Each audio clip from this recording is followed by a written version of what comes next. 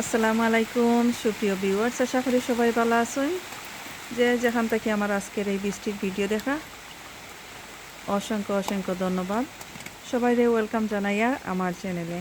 তো আজকে খুব বেশি বৃষ্টি হয়, 24 অগাস্ট, খুব সুন্দর বৃষ্টি হয়। বৃষ্টির মাঝে এই যে আমি গার্ডেনের দরজার সামনে আইছি, আর প্রচুর বৃষ্টি হয় আজকের ওয়েদার।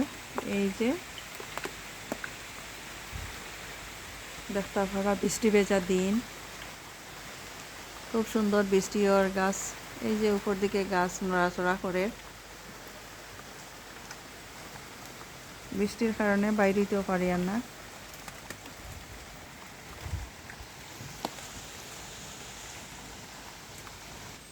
তো গার্ডেনের ছাতা, এই যে বাংলাদেশি ছাতা, তা গার্ডেনের ছাতা। তো ছাতা নিয়ে আমি এখন গার্ডেনের গাছগুলা দেখি আই। বৃষ্টি পড়ে একটু একটু, খুব বেশি বৃষ্টি হয়েছে তো এখনও একটু একটু আছে। কি সুন্দর গাছগুলা দেখতে পারা বৃষ্টি ভেজা। এই যে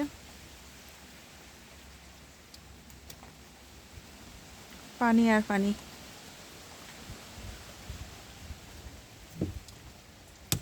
গাছগুলা কীরকম হয়েছে, খুব সুন্দর সতেজ দেখা যায়। গাছের পাতার মাঝে পানি,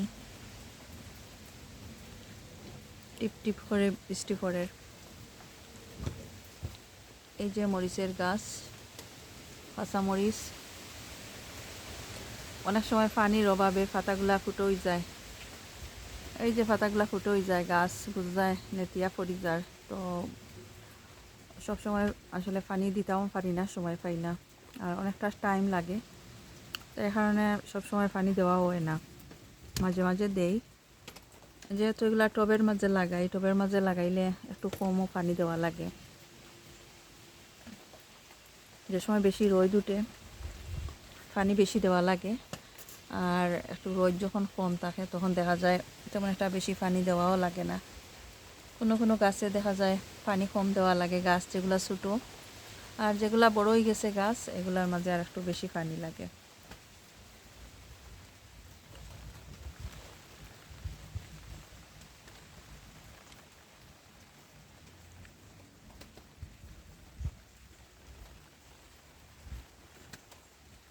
এই যে গাছগুলো দেখতে পারা কি অবস্থা, আর খুব বেশি বাতাস হয়। বাতাসের কারণে এই যে টমাটোর গাছ দেখতে পারা, প্লান্টার মাঝে আমি টমাটোর গাছ লাগাইছি, এই প্লান্টার আসলে পড়ে যায়। সুতা দিয়ে এখানে মাঝে বান্ধিয়ে রাখছিলাম, সুতা সিরিয়া পড়ে গেছে।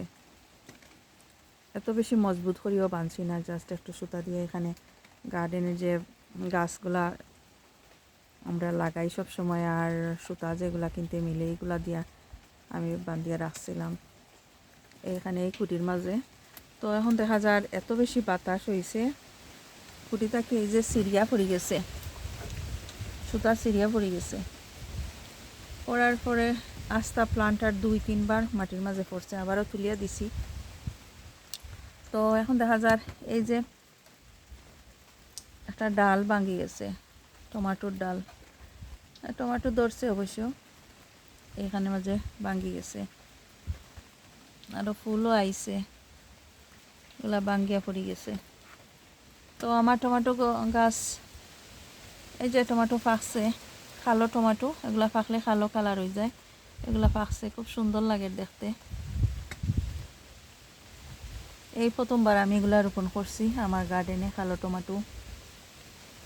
কালারটা একটু ডিফারেন্ট দেখতে পারা, এখনো কালো হয়েছে না, পিকচারের মাঝে আমি দেখছি একেবারে কালো কালার। তো দেখা যাক কতটুকু হয়। আর এগুলা তো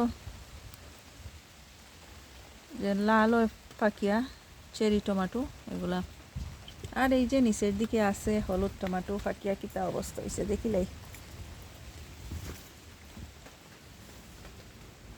সকালে সময় খাইছি না এগুলা দেখতে, এখন 3টা বাজি গেছে। এই যে পাকিয়া হলুদ হয়ে গেছে চেরি টমেটো, হলুদ টমেটো, এগুলা পাকলে হলুদ কালার হয়ে যায়। এই তো আরও কিছু পাকছে। পাকা টমেটো আমার কাছে ভালো লাগে না, কাঁচা খাইতেও ভালো লাগে। যেহেতু এগুলো আমি গার্ডেনে রোপণ করি, তো কাঁচা থাকতে আমি সালাদ খাই, রান্না করে খাই। ফাঁকলে আমার অত ভালো লাগে না, কারণ ফাঁকা টমেটো তো সবসময়ই পাওয়া যায়, 12 মাস পাওয়া যায়। তো কিছু টমেটোর রাখি লাইছি আমি বীজের লাগি রাখছি, হলুদ টমেটোর বীজ আর কালো টমেটোর বীজ রাখার লাগি। এখন দেখি আর সবগুলোও ফাঁকি যার, হারভেস্ট করা হয়েছে না, এগুলো উঠাইয়া নেওয়া হয়েছে না, এই কারণে পাখি যার। তো রোদ উঠলে অবশ্যই এগুলো হারভেস্ট করি লাইমু, যেগুলো একটু বড় হয়ে গেছে কাঁচা যেগুলা, আর যেগুলা পাকি গেছে এগুলা বালা করে ফাঁকার লাগিও রাখি দিমু বীজের লাগি।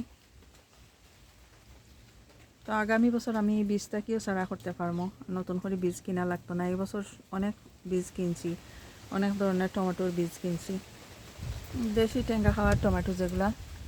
এই যে ধরছে, ভিতরে আরও কিছু আছে, বৃষ্টির পানিতে আমার 8টা ভিজে যায়।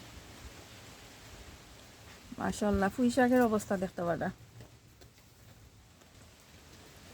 পুঁই শাকের আগা ভাঙ্গিয়া দিলাইছিলাম যাতে লম্বা না হয়। তো এখন দেখা যার লম্বা হয়ে যার, আগা ভাঙ্গিয়া দিলে নতুন করে আবার আগা বাইর হইছে, প্রায় 2 সপ্তাহে লম্বা হইয়া বাইর হইছে। এগুলো হারভেস্ট হইলেমো কাটলেমো আগামী কালকে যদি রোদ উঠে।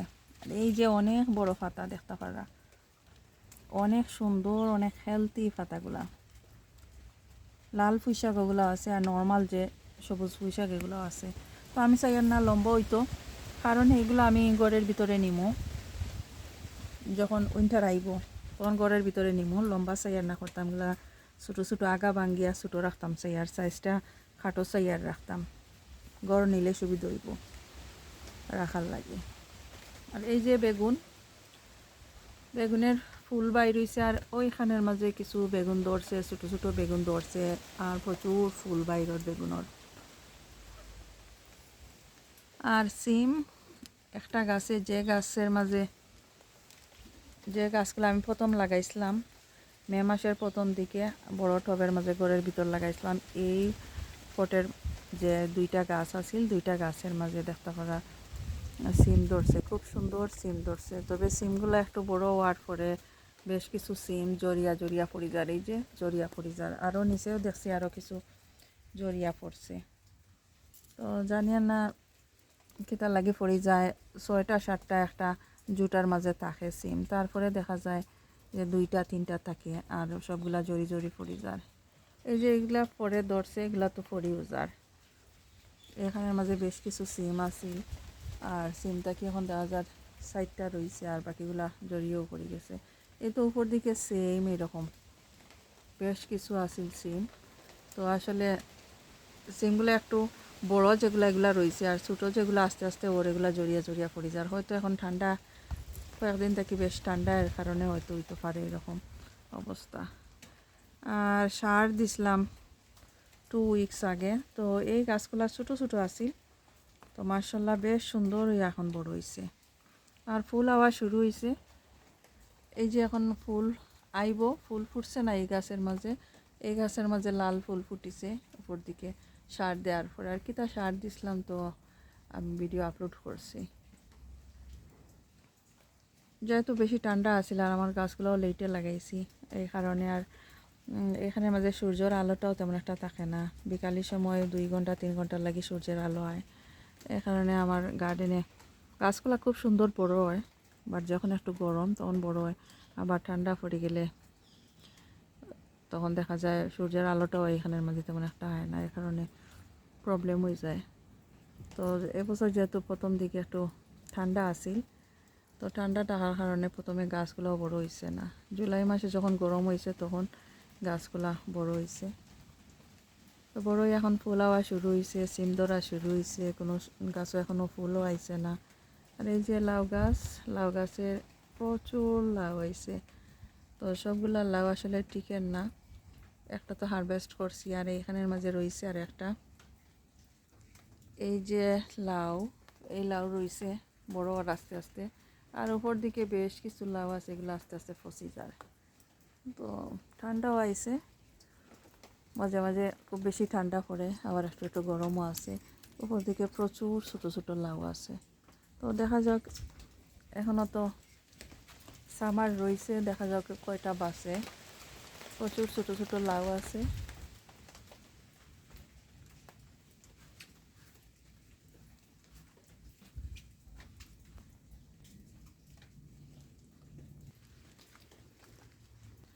আর এই যে কচু গাছের এই যে অবস্থা, পানি, কচু গাছের পানি খুব সুন্দর লাগে এগুলা দেখতে।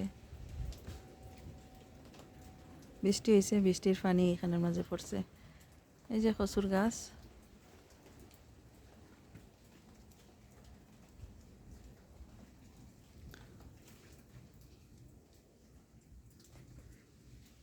প্রতিটা কচুর গাছে এই যে পানি জমা হয়েছে, দেখতে ভালো লাগে, খুব সুন্দর লাগে।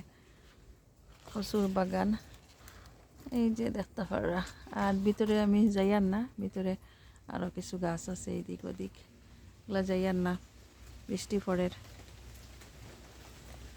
এইখানে দেখাইলাই রোজট পাতা, এই তো ছোটো ছোটো ফটের মাঝে, এগুলো আমি আর ট্রান্সপ্লান্ট করছি না, এইভাবেই রয়েছে। আর বিলাতি ধনিয়া খুব সুন্দর, ইয়া বড় বড় এগুলা, মাশাআল্লাহ বেশ সুন্দর ইয়া বিলাতি ধনিয়া। ওর বেগুন ধরছে এখানের মাঝে।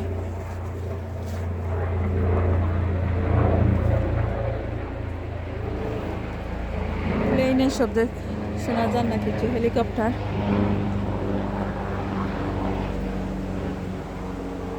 তো বৃষ্টি এখন থামছে একটু একটু।